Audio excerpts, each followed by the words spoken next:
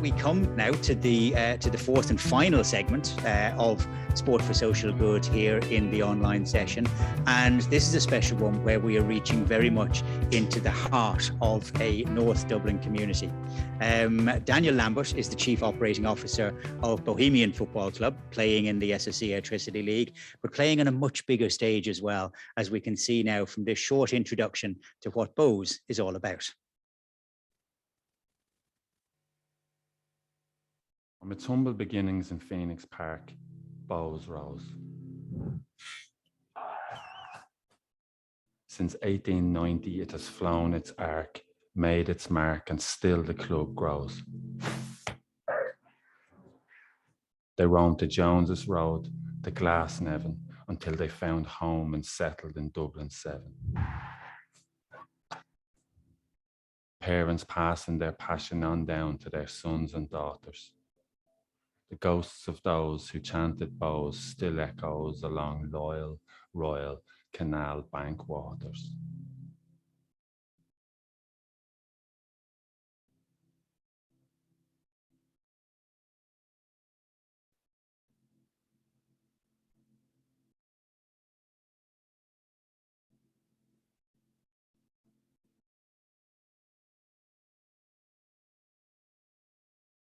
So, Daniel, a very warm welcome onto stage here in the Sport for Business, Sport for Social Good session this morning.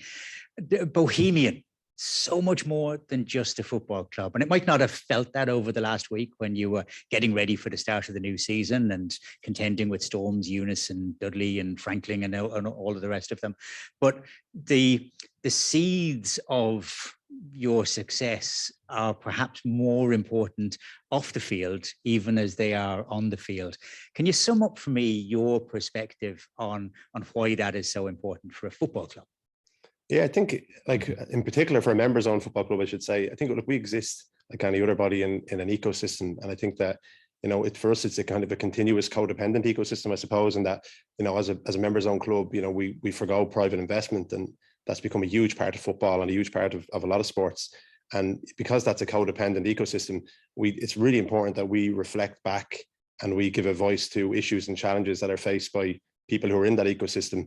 And that includes, you know, stakeholders and various groups in the ecosystem, but most importantly, the members of the club, who are ultimately our investors, in inverted commas, you know, and they tend to be ordinary people, predominantly in Dublin, further afield as we've increased the kind of the values that we represent, but that we can give a platform to the challenges that they face, give a voice to amplify it and help to tackle them. And that's the one thing that we can control. I suppose, like, we have a brilliant football manager and we have a brilliant football team, and their sole aim really is to try and achieve success on the football pitch. And they will have periods of success and periods of times where it's more difficult for them. But we can't guarantee that, obviously, on the pitch success, but we can pretty much guarantee how we'll act off the pitch. And that's something that we've really focused on a lot, I suppose, in the last 10 years and particularly in the last 5 years. 10 years ago, the idea of a football club as part of the community probably would have extended to the fact that you wanted to be good neighbours, that you wanted to keep people quiet as they were leaving the stadium on a Friday night, or that you wanted to present them with, you know, the best hot dog or the best chips and things like that. So community was still very much focused in that small world of a traditional football club operation. But 5 years ago, you did take a step back, perhaps, and have a look at the much wider concept, the much wider context and environment of this whole area that we're talking about today of sport for social good.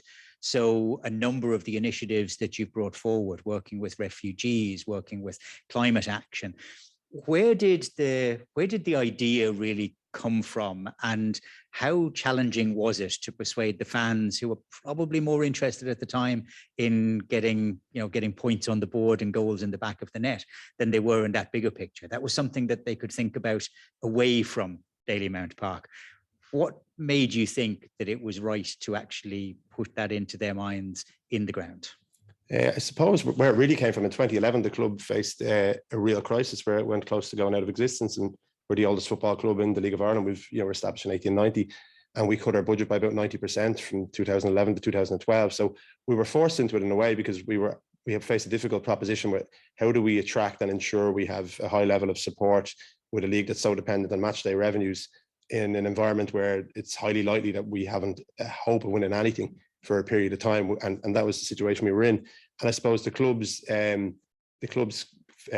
foundation in terms of its constitution is built on one member, one vote, and the sense of equality and a sense of active citizenship, which is evident throughout the club's constitution. But the refocus on areas where we connected with various groups and causes that were already important issues in the local area. So if we take an issue like homelessness, like we exist in a working class area in Dublin 7, that's changing rapidly, but still has serious challenges, as the whole state does. An issue like migration or the refugee crisis, where the local schools around Phibsborough have, there's one of the schools I think has 30 nationalities in the school. So there's lots of issues that were local to us, and we began to work with, say, people in direct provision, and it started through fan-led action. And the more we engaged in issues, we realized, I suppose, how important these issues were to people, and that we could really, play a part in having positive change. And that's then grown. So we take, say, two examples, maybe being the migration crisis and homelessness. We released a shirt last year with Fontaine's DC and with Focus Ireland, and brought arts in. We have a club poet, so there was a connection between, for me, the best Irish band at the moment and a brilliant band, and they had, worked with Focus, and we'd decided that we should do this together and amplify the issue, raise money, yes, but raise profile and give over space at the Cup final to Focus Ireland in terms of the advertising around the stadium. And in terms of migration, it started out really with one fan, Kevin Brannigan, who was taking action to raise money to bring people to games on buses, and that's developed into a huge part of what we do in the club in terms of, we raise money each year to get gifts for people in direct provision centres, but we also have worked with Amnesty International. And with Massey, we worked with a commercial partner to take the commercial partner off the shirt and put Refugees Welcome on it. And, that got publicity around the world, but for the right reasons. So I think the concepts kind of came naturally once we began to focus in on our immediate community, but a lot of the values then that we began to represent are global values that connect with people far further afield than League of Ireland would normally. They say that sport and politics should never mix, which is clearly, untenable in this modern connected world. But there were some challenges that you faced with the football authorities about some of those areas that you were stepping into, were there? Yeah, we were hoping for more, to be honest. We thought that the Refugees Welcome shirt might face a backlash, which would have obviously amplified its message, and it didn't. But no, I think, look, like you've said it there, it is impossible to separate things. We've tried to. Now, I don't think it's right for a football club to, get into things like party politics or anything. But, when you get into human rights issues, they very often become clouded. So I suppose an example with Bohemians in 2015, I think we were the only Irish sporting body to come out and fully support the marriage equality referendum. And we felt that was a really important thing to do because, there's never been an openly gay footballer, which is an amazing stat. It's obviously for one reason only, in that they don't feel comfortable in that environment. And by coming out at the time, it did bring change amongst our fans. Like, we have a pride flag in the stadium. Since then, as far as I know, we've the only openly LGBT supporters group in League of Ireland, with a brilliant name in Gabos. And, so it really does show you quite quickly that by standing for issues that are really important, that people, it can be bottom up and top down, and both tend to happen then. We get involved in an issue that we feel the club should have a say in, and we find that it's replicated on many fronts. So from fan action through to, the activities with commercial partners and with other stakeholders. Have you found it as an integral part of the identity of Bohs? The League of Ireland can sometimes face challenges of, player loyalty and bringing new players in to the group each year. Is it an important part of what a player at the age of 19 or 20 or even 30 sees about joining Bohs, that they're joining more than a team that's just going to demand on the field performance? Yeah, it could be. I wouldn't say that that's something that we've set out to do, and perhaps maybe isn't usually important to young players in particular. We've had the youngest team in League of Ireland for a number of years now. But what I do feel is that in terms of what we can offer players, that we've found that this is all a system that's all codependent on each other, and it's basically cogs in a wheel. So by acting in a way that's socially responsible and engaging, various groups and people on multiple issues continuously, I think that's made our profile quite a lot bigger. The perception of Bohemians has changed dramatically from a place that I'd say, 10 years ago, if you put a list of League of Ireland clubs down in front of somebody, there's no differentiating factors between them. Now we're known for an awful lot more than being a League of Ireland football team. And I do think that, these processes then create a club that has a much broader foundation, is more secure, more confident in itself, and ultimately brings in more revenues, which in turn create a better environment for those players to prosper in. So I think it does benefit the players. And for some players, there might be issues that are really important. I know, for instance, Georgie Kelly, who obviously has just moved to the UK. But Georgia was hugely interested in climate and worked closely with our climate officer. So I think that goes, person by person, people have interest. But I do think players know when they come to Bohs, and they're certainly aware that there are issues that we stand for. You can see them all around the stadium. You mentioned there about the fact of working closely with your climate officer, and you just throw it out there as if, well, that's the same in every sporting organization. But I think you were certainly the first, and you might be one of the very few that has actually got somebody sitting in the office looking and considering what the club can do to actually affect what's happening to us surrounding the climate. Again, is that something that came out of your own mind? Is it something that came out of a collective sense of the importance, or is this a much more open engagement whereby the fans, the players, Keith, the team behind the scenes, and the partners are all actually just sort of speaking in the same language? It came from one fan who was a member who I just happened to get to know because he lives close to me, and he's an expert, a total expert in climate. And I think like climate is the issue, it's the issue that will affect everybody. It'll affect people young and old in every country in the world. It'll affect every sport. So we'd asked Sean to come in on a voluntary basis initially, and to come in and to work with the club. And the results have been remarkable. Like, he's in the role less than a year. I think when we made the appointment, it was the headline sports story on CNN in America. But since then, so we've launched a thing called Bohemian Way, which is through the Creative Climate Fund, which is bringing together. We work with lots of artists anyway. We have a club arts officer and a club poet. So we're connecting artists with the issue of climate, and then there's a physical piece of kind of infrastructure and a walkway that's going to lead from the Phoenix Park to Dalymount. Just yesterday, we received word that Sean had worked on an application to the European Commission through Erasmus, working with the European Football Development Network in Europe for a program that includes ourselves as lead, Werder Bremen, Barcelona, La Liga, St. Pauli, a number of other clubs, and it's been successful. So that project will see us and the other clubs work on, first of all, major audits of the organisations and to share best practice to see how we can reduce impact, to work on an element that's about climate justice and the idea that there's going to be a large transition that we'll all face, and the clubs can play a role in their local areas and build community wealth. And the third element to this is, and it's something that Matt spoke on earlier, like the right for children to play is super important. But children can't play unless there's a healthy environment for them to play in. And that's already the case in larger parts of the world where play can't even happen because the environment they exist within is already so damaged. And we've worked with the Centre for Sport and Human Rights in that area. So yeah, Sean's role, again, it just shows that, when you connect sport and certain issues, the platform just seems to rise up a level. And, it's just been brilliant, the work that he's done. These are the kind of conversations that don't sit naturally within the sports pages, where most of the fans are looking for, word of Bohs and other football clubs. But the fact of being part of the conversation on such a global level, you've mentioned there CNN, you've been in The Guardian, you've been all across the world, talking about things that you've been doing here at a very local level, which have got global understanding. There's that sense of community across sport, no matter where you are in the world.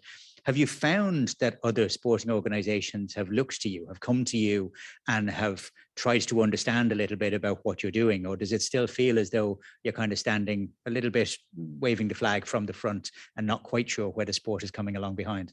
That's an interesting question. There's been some people who've gotten in touch, particularly some people in UEFA and people in other football associations. I would have grown up playing GAA and hugely respected the GAA and everything they do. But I think that ultimately, at Bohs, it was important for us kind of to stand for, issues that, like I've said, they're local, but they're also global, each of them. So things like homelessness or migration or climate. And I think by kind of acting in the way we've done, it's engaged people. Traditionally, I think League of Ireland football clubs set out to engage people on a very hyper local basis, within maybe 30, 40 minutes of travel time to the stadium. And I think, through our actions now, we see at our own membership days, like our membership historically we've records go back to the 1950s, has always been, at a certain point that doesn't move a whole lot. It's increased fourfold in the last 5 years. You can't buy a ticket for Dalymount Park, which is amazing. Like I remember 5 or 6 years ago, I'd be really urging people, you should try and come down. And now these same people send you a message and it's sold out for the entire season. So I think there's definitely lessons to be learned from those, but it's not to sit down and lick ourselves. There's a lot more to be done. We were coming from a small base in League of Ireland, as a league and with the association still has a long way to go.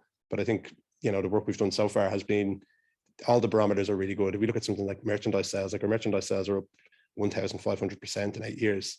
And we've sold shirts in the last 6 weeks to 70 countries. So, and that's really, this isn't a, you know, a past Bows fan from Phibsborough who now lives in, you know, in South America or something. It's new people. And I think they're engaged on universal values, really. I guess Jamaica might have been one of those countries with Bob Marley on the shirt. Yeah, there was a few. We looked out for Jamaica, quite a few over there, yeah. Yeah, Three Little Birds was always my wake-up call when I was, remember, back studying exams and things like that. So that always resonated a little bit with me. You made an important point there. I mean, if we think of this as being, you know, doing it for all the right reasons, but born out of crisis, that the club was, you know, was in danger of going out of business.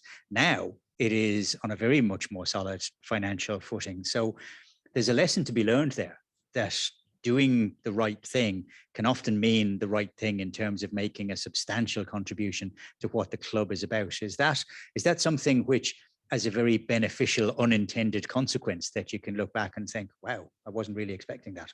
Yeah, definitely. I think, look, there's nothing will focus minds more than something that something like everyone felt the Bows was never present. You know, like I was brought by my father, and there's people who've been brought by, you know, my granddad was a League of Ireland referee, and you know, and many people who go to Bows have went there intergenerationally, and a point came where that seemed like that could end, you know, and that really focused people's minds. And I think it's kind of paradoxical in a way that we had a real focus on, and a question mark we had at the time was, how do we insulate ourselves from results on the pitch? The results on the pitch in 2012, 13, 14 were definitely not going to be positive. And we'd come out of a period before that where we'd won a number of trophies in a short space of time that was really built on debt. And by focusing efforts on things that were very much off the pitch and trying to instill, I suppose, a sense of pride in the club, where somebody could come to a game, and yes, it would be better if we'd won the game than lost it, but they ultimately came there with already a net positive feeling that they were involved in something that was important, something that was positive, and something that they derived value from as a person on a human level. And the win would add an extra element to that, but a loss wouldn't detract from the general positive feeling. And I think that that's so important, and especially in a society in Ireland where, like, there are lots of problems in Irish society, and for large groups of people, their normal kind of life point has been removed. So they, you know, work in precarious jobs. They have rental situations where they can, you know, move in and out of communities quite quickly. The church, for obvious reasons, has become something that's dropped out of society. So these touch points that were continuous have been removed. So you can have somebody who's, you know, they get to know colleagues, there's a new job, a new contract, they're moving continuously. And a sporting organisation is a touch point that can remain a permanent piece from a young age right through to old age. And I think that for that touch point to remain over a period of a lifetime, it has to have an ethos and a value system behind it. Otherwise, it's just as hollow as everything else in life. So I think that that's essential, you know, for sport, and particularly in Ireland, because that is true of a lot of people. You know, they can just go through life where the kind of formerly the bedrock maybe of relationships and sense of place isn't guaranteed anymore. Sport as our North Star is a great way of kind of thinking about it. I remember a couple of years ago, where you produced a great video of a curly-haired mop-top kid being dragged down from watching Manchester United on the telly and being brought up to Dalymount. COVID in the last 2 years has kind of thrown society and sport up in the air. It meant that fans who would traditionally have gone to Dublin Airport rather than Phibsborough, you know, on a Friday night, Saturday morning, haven't been able to do that. Now, the timing of it is probably out if you haven't got any seats left to sell in the stadium until, but that'll change. New 6,000-seater stadium on its way. But do you feel, we spoke with Matt earlier about the fact that sport being really important when it's at its most local, that hyper-locality that you mentioned yourself is something that we've got an opportunity, because, you know, driving here this morning, listening to Des Cahill on the radio, it's about Burnley beating Spurs, it's about Man United beating Atletico Madrid. It's still, our media still tends to focus on the very biggest of stages. Are we at a point now where we can start to shift that conversation though back towards the hyper-local? Yeah, I'd hope so. Like, if you think, like, you know, League of Ireland has been relatively, I say, countercultural activity almost, you know, and that's the fact that mass media works. And, you know, you look at crowds in League of Ireland in the 1960s and 70s, and there's a dramatic fall off. And, you know, can we compete with the quality of football in the Premier League? Absolutely not. You know, that's not to be debated. Can you go, and if you've two evenly matched teams, any level, see a brilliant game of football or a brilliant game of rugby, or at any level you can, for sure. Changes with Brexit have made the, you know, quality of the young players, they're staying here longer. Some really brilliant young players in the league who'll have amazing careers. And I do think we can. I think it's important, like, you know, when we talk on values and social value, that you go back to human qualities. And, you know, if we take an issue like climate, like, is it a good idea for the climate to fly to see a Premier League game? You know, absolutely not. Is it contributing to the Irish economy? In a tiny part, possibly with Dublin Airport, but very little. And what can you derive from it? I suppose a sense of shared experience and a sense of shared community and a sense of shared place. You know, if you're going to your football stadium with, you know, with people who are local to your area and you get to build relationships over a lifetime, that can add a lot to you as a person and to the club. I don't feel that maybe necessarily is something that you can achieve watching a TV or periodically flying to the UK. So hopefully, you know, a period through COVID that's been really difficult has created some positives for Irish sport, in particular for League of Ireland, maybe where it's more difficult with the Premier League so close to us, where people maybe look at those things. The concept behind that video at the time was actually about people spending time with kids, with their own kids, and rather than having this kind of transactional piece where you sit in front of a screen and it delivers information to you, and where you're, you know, sharing time with a family member or a friend or a colleague. And I think that League of Ireland and any other sport that you attend in your own area provides that in a way that something more distant can never can. It is then very much at the heart of community, what you're doing, and it's in the bigger picture as well. I love the stories that pop in from Bohs are always worth looking at. They're always that little bit more on point with where we're at today with Sport for Social Good. And congratulations on doing that. Not easy. Sometimes I'm sure it felt as though you were definitely pushing the rock up the hill, but where you've got to with it now is a great job. So thanks very much for taking the time to be with us today, Daniel Lambert from Bohemians. Thanks. So that brings us to an end of this morning's session.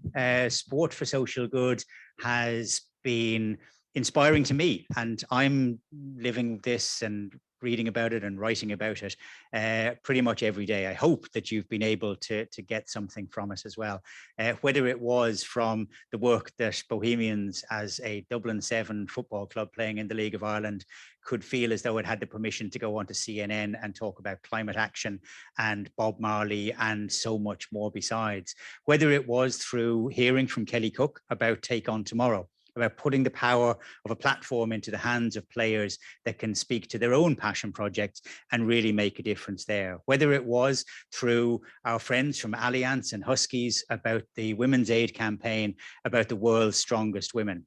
Our next major event is going to be our annual conference on women in sport, and we're going to be touching on a number of different issues about strength, whether it be gender balance on boards, whether it be the role of coaches, and so much more besides.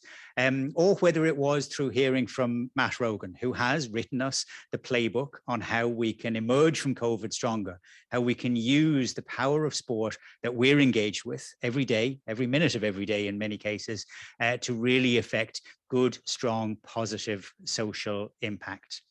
The day today would not have been possible without the support of Allianz, for which I'm eternally grateful. We are at Sport for Business, a community of organizations that I feel share a common purpose, whether it be from the sport, from the business, from the governmental side, and we try to do the right thing as well. But putting on events like this do require the support of those partners. So thank you very much to Allianz for that. Thank you also to the team here at HBV Studios. It was a little bit nerve-wracking for me to come out of my studio at home, where I've been living and working in that little box on screen for the last couple of years, out into this brave new world. But you know, we all have to take that step. It's not going to be comfortable for everybody to actually emerge back blinking into the light, but we can do it, and we will feel better for it as a result of that.